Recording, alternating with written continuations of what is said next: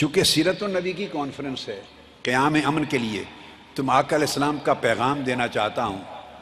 آپ فخر کریں، اللہ نے ہمیں ایسے برگزیدہ اور اعلیٰ و اولیٰ نبی صلی اللہ علیہ وسلم کا غلام بنایا، جنہوں نے آخری زمانے تک ہر فتنے کا نام لے کر نشانیاں بتا بتا کر امت کو آگاہی دے دی۔ اب حدیث کوٹ کر رہا ہوں میں، حدیث پاک، امام بخاری کے شیخ ہیں، امام بخاری کے استاد امام نعیم بن حماد، ان کی حدیث کی کتاب ہے، جس کا مطلب یہ ہے کہ آج کی کوئی تازہ فیبریکیٹڈ چیز کوٹ نہیں کر رہا، 1200 سال قبل یہ حدیث کی کتاب مرتب ہوئی، اس کا نام ہے کتاب الفتن۔ حضور علیہ السلام نے جن جن فتنوں کی نشاندہی فرمائی، ان فتنوں کا ذکر کر کے کتاب حدیث کی مرتب کی۔ انہوں نے کتاب الفتن میں بیان کیا حضور علیہ السلام کی حدیث۔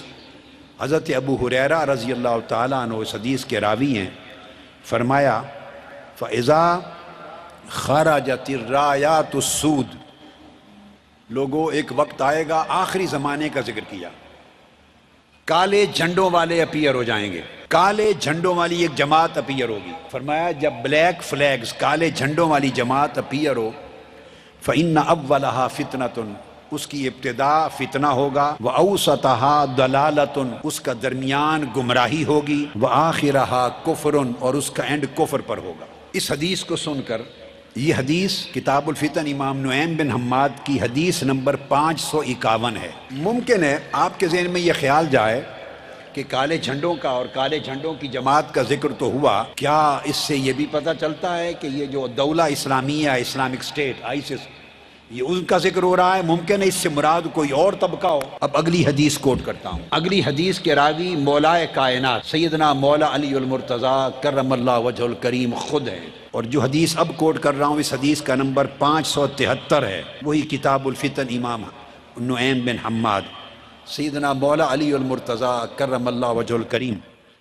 آپ فرماتے ہیں کہ حضور علیہ السلام نے فرمایا وہ کالے جھنڈوں والی جب جماعت اپیئر ہوگی تو ان کی کچھ نشانیاں سن لو، امت کو نشانیاں بتائیں۔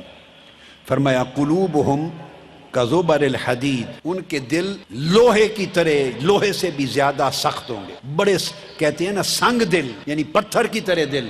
فرمایا نہیں، لوہے سے بھی زیادہ سخت ان کے دل ہوں گے، اتنے ظالم خونخوار لوگ ہوں گے۔ اور آقا علیہ السلام نے فرمایا ہم اصحاب الدولہ، وہ کلیمنٹ ہوں گے کہ ہماری اسلامک سٹیٹ ہے، ہماری الدولہ اسلامیہ، اصحاب الدولہ، وہ سٹیٹ کے، اسلامک سٹیٹ کے کلیمنٹ ہوں گے، دعوے دار ہوں گے۔ ان کے ٹائٹل میں الدولہ کا لفظ آج سے 1450 سال قبل حضور علیہ السلام نے بیان فرما دیا، یہ الدولہ ہے، اور الدولہ اسلامیہ ہی ہے نا، داعش، اسلامک سٹیٹ۔ لا یفون بعہد ولا میثاق، انہیں کسی معاہدے کی پاسداری نہیں ہوگی، کسی ایگریمنٹ کا حیا نہیں ہوگا۔ یدعون الی الحق ولیسوا من اہلہ، وہ لوگوں کو حق کی، قرآن کی، اسلام کی بات کریں گے، دعوت دیں گے، مگر وہ اسلام والوں میں سے ہوں گے نہیں۔ فرمایا اسماؤہم الکنا، پھر ان کی پہچان یہ ہے کہ ان کے نام کنیت کے ساتھ ہوں گے، یعنی جب آپ ان کے ناموں کو دیکھنا چاہیں گے تو ان کے نام کنیت والے ہوں گے۔ اسماؤہم الکنا، وہ اپنے اصل نام ظاہر نہیں کریں گے، ابو فلاں ابو فلاں ابو فلاں، کنیت کے ساتھ ظاہر کریں گے۔ اب ان کے بانیوں کے سارے لیڈر داعش کے، ان کے نام کنیت کے ساتھ ہیں، کسی کو اصل نام معلوم نہیں دنیا میں۔ ابو بکر البغدادی، میں چند نام گن دیتا ہوں آپ، ابو عبد الرحمن البیلاوی، ابو بلال المشہدانی، ابو ایمن العراقی، ابو علی الانباری، ابو لقمان، ابو مصعب، ابو عمر قرداش، ابو ناصر، ابو علی، ابو انس، ابو عمر، ابو الاسیر، ابو جاسم، ابو لقمان، ابو جلال، ابو خلیفہ، ابو بصیر، ایک طویل فہرست ہے۔ ان کے سارے لیڈر ابو کے نام سے جانے جاتے ہیں، اصل نام کسی کو معلوم نہیں۔ اور ہمارے آقا تاجدار کائنات نے 1400 سال قبل بتا دیا تھا کہ کالے جھنڈوں والی جماعت جو قتل عام کرنے والی انسانیت کی اٹھے گی، ان کے سب لیڈروں کے نام ابو کے ساتھ شروع ہوں گے۔ پھر فرمایا وَنِسْبَتُهُمُ الْقُرَىٰ، ان کی نسبت ان کے قصبوں اور گاؤں کی طرف ہوگی. شعورہم مرخات، ان کا شعور النساء، بڑے لمبے لمبے بال ہوں گے. آپ انٹرنیٹ پہ چلے جائیں، کمپیوٹر آن کر لیں، میں سب کو کہہ رہا ہوں، بیٹے اور بیٹیوں کو، ان سارے لیڈروں کی پکچرز نکالیں، کندھے تک ان سب کے بال ہیں اور لپیٹ کر اپنے بالوں کو رکھا ہوا ہے.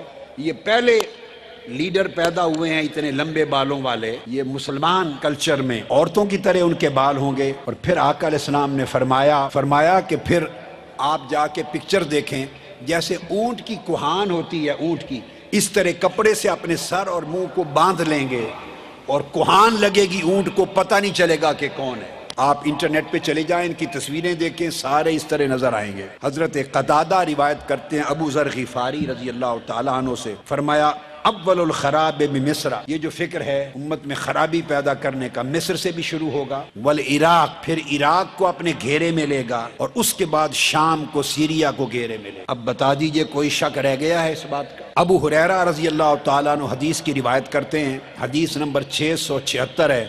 آقا علیہ السلام نے فرمایا یہ کالے جھنڈوں والی جماعت جو خوارج کی ایک جماعت ہے، داعش الدولہ کلیم کرنے والی، تطیف بالشام، پورے سیریا کو، دمشق سے حلب تک، شام کو گھیرے میں لے لے گی. اب فتنہ جنگ کہاں چل رہی ہے؟ دو ملکوں میں. کہاں چل رہی ہے؟ سیریا میں اور عراق میں.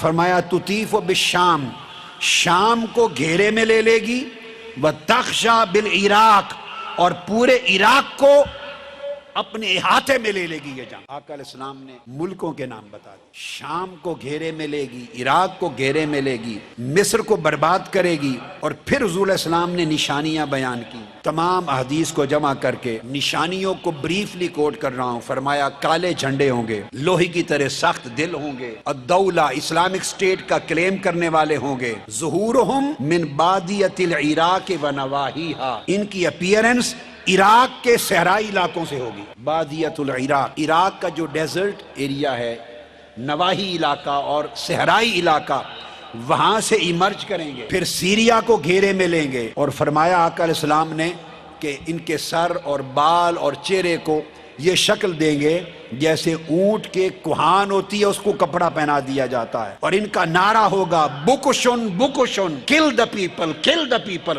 مارو مارو، قتل کرو قتل کرو قتل، ان کا نعرہ ہوگا. انسانی خون کو حلال سمجھیں گے، انسانی مال کو لوٹنا حلال سمجھیں گے، عزتوں کو لوٹنا حلال سمجھیں گے. العراق یعرق عرق العدیم، سارا عراق ان کی وجہ سے جنگ کی لپیٹ میں چلا جائے گا. یشق الشام و شق الشعر، اور شام کے اندر سول وار ہو جائے گی. یہ آقا علیہ السلام نے فرمایا سول وار ہو جائے گی ان کی وجہ سے شام کو. اور فرمایا ایک پولیٹیکل ٹرموائل ہوگا، پھر جزیرہ عرب، یمن سمیت وہاں بھی فتنہ پھیل جائے گا. اور آقا علیہ السلام نے فرمایا اس کے بعد شام والے لوگ، سیرین، ہجرت کر کے ملک سے باہر دوسرے ملکوں کو منتقل ہونا شروع ہو جائے. اخراج اہل الشام منہا، شام کے لوگ اپنے ملک سے ہجرت کر کے دوسرے ملکوں میں منتقل ہو جائیں. اب میں نے اس وقت تک سارا مضمون آقا علیہ السلام کی احادیث کا بیان کیا. اس کے بعد کوئی شک رہ جاتا ہے کہ حضور علیہ السلام نے نشاندہی صحیح نہیں فرمائی. ہمارے پیغمبر نے، ہمارے آقا نے نشاندہی کر دی ہے، صحیح کر دی ہے، مگر ہم اس نشاندہی کو قبول کرنے کے لیے تیار نہیں. یہاں لوگ بیٹھے ہیں، ایسے لوگ ہیں جنہوں نے صرف ٹائٹل بدلنا ہے، ایک امبریلا ٹائٹل لے لینا ہے. خدا کے لیے اس وقت سے ڈرو جب پاکستان میں ایک نئی دہشت گردی کی اور قتل و غارت گری کی لہر آ جائے. ابھی پہلی ختم نہیں ہوئی، پھر ملک دوبارہ اس سے زیادہ تباہ کن اور ہلاکت انگیز دہشت گردی کی لپیٹ میں نہ چلا جائے.